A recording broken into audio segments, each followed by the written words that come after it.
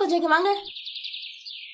இதுல மக்குற குப்பை மக்காத குப்பைன்னு பிரிச்சே இருக்கு. இந்தாங்க. அம்மா, உங்க வீட்டை வாடகைக்கு விடுறதா இந்த தெருவுல சொன்னாங்க. ஆமா, அடுத்த வாரம் நானும் என் ஹஸ்பண்டும் அமெரிக்கா போறோம். அங்கேயே செட்டில் ஆகலான்னு இருக்கோம். ஏதாவது நல்ல குடும்பமா இருந்தா சொல்லுங்க, வீடு வாடகைக்கு விட்டுறலாம். காசெல்லாம் முக்கியம் இல்ல, ஆளுங்க நல்லவங்களா இருந்தா போதும். அம்மா, நாங்களும் இந்த தெருவுல ரொம்ப நாளா வாடகைக்கு வீடு தேடிட்டு இருக்கோம். எங்களுக்கே இந்த வீட்டை வாடகைக்கு விட்டுங்க. மாசானா கரெக்டா வாடகை காசு வந்துருமா? குப்பால்ற வேலை செய்யற நீங்க எங்களோட இந்த பங்களா வீட்டுல வாடகைக்கு இருந்தா எங்க கௌரவம் என்ன ஆகுறது?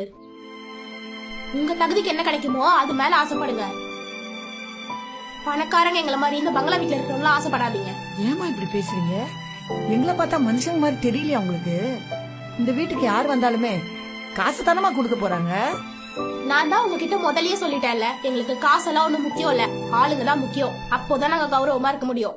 இதே தெருவுல நீங்களும் நானும் நடந்து போனா அக்கம் பக்கம் இருக்கவங்க எல்லாம் யாருக்கு மரியாதை கொடுப்பாங்கன்னு நினைக்கிறீங்க? எனக்கு தானே. உங்க மூஞ்ச பார்த்து நல்லவங்கன்னு நான் நினைச்சிட்டேன். அதனாலதான் வீட வாடகை கேட்டேன். மன்னிச்சிருங்கம்மா, நான் வரேன். வந்துட்டா ஒருவேளை சோத்துக்கே வழி இல்ல, பங்களா வீடு வாடகைக்கு வேணுமா? இப்ப எதுக்கு திடீர்னு வீடு அடிக்கணும்னு சொல்றீங்க? அதுவும் வீட்டுல ஆள் இல்லாத நேரமா பார்த்து.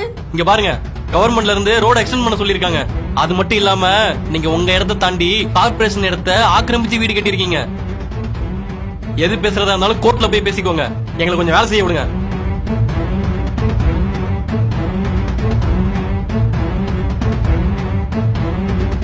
இங்க பாருங்க, இன்னும் 3 நாள்ல எங்க வேலையை ஆரம்பிச்சிருவோம். அதுக்குள்ள வீட்டை காலி பண்ற வழியை பாருங்க.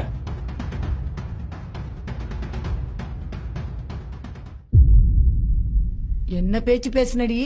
கொஞ்ச நஞ்ச பேச்சா பேசுன? நீ தான் எங்களுக்கு சாபம் விட்டுருப்ப, அதனாலதான் எங்களுக்கு இந்த நிலைமை. நீ எல்லாம் நல்லாவே இருக்க மாட்ட. நானா? இந்த நிலைமைக்கு நீதான் காரணம், நான் இல்ல. ஏன்னா உனக்கு புத்தி சரியில்லை, அதனாலதான் உனக்கு இந்த நிலைமை. இந்த தெருவுல 50 வீடு இருக்கும்போது உன் வீட்டை மட்டும் இடிக்கிறாங்களே, கொஞ்சமா தெரிய வேணா எதனாலன்னு? என்ன சொன்ன? குப்பல்ற வேலை பாக்குற நீங்க பங்களா மாதிரி இருக்கிற இந்த வீட்டுக்கு குடி வந்தா உன் கௌரவம் கெட்டு போயிடும். கடவுள் ஒருத்தன் இருக்காண்டி, உன்னோட திமிரு அகம்பாவும் எல்லாத்தையும் ஒரே நாள்ல அடக்கிட்டான் பாத்தியா?